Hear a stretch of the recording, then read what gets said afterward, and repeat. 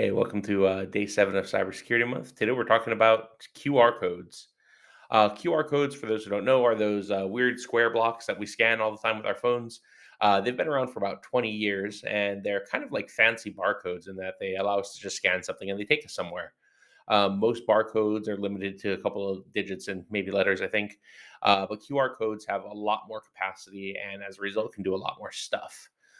They've been around for a long time, but I think really they came to the forefront of what we're used to seeing during the pandemic more than anything else.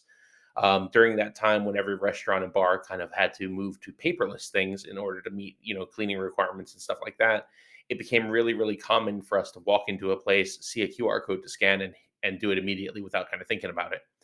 Now we see them sort of everywhere.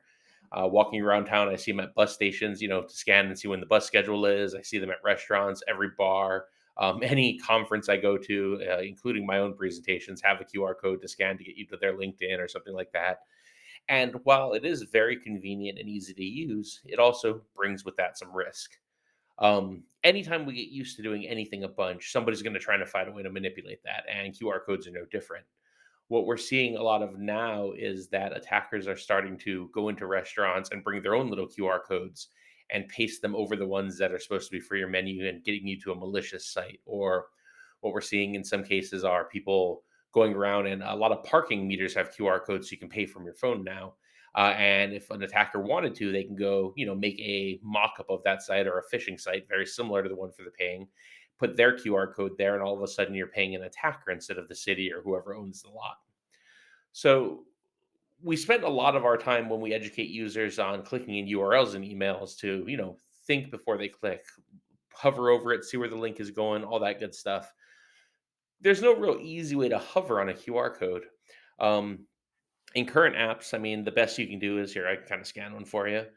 The best you can kind of see is it'll take you to it'll show you what the URL maybe is, if that'll focus, before you have the opportunity to click on it.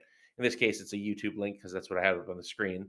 But with really long URLs, that won't show up, and it's really easy to sort of manipulate that still to trick you because you're looking at your cell phone, you're just clicking through. So if you're going to use QR codes, make sure you know where they go. Make sure they're coming from trusted sources.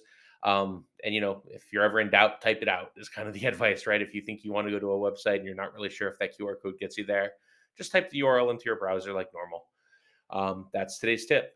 Day 7 of Cybersecurity Month. When in doubt, type it out. Watch out for QR codes. Don't trust them necessarily. If you see them just kind of hanging about, ignore them just like you would a piece of phishing email or spam. Have a good day, everybody.